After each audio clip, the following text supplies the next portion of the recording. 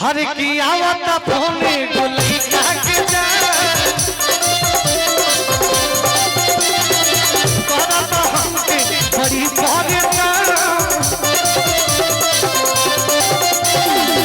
आवता फोने गोली के जा करत हमके बड़ी परेशान कहता कि दीवाना बजे हमरा जाके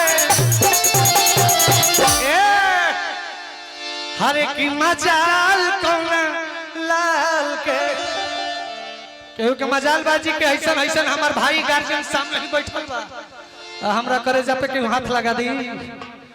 करेजा पे चढ़ के करेजा में गोली मारल जाई हरे की कहता कि दीवाना बनी तोहरा गाल के मजाल कौना लाल के मजाल कौना लाल के छुटी मोरा माल के मजाल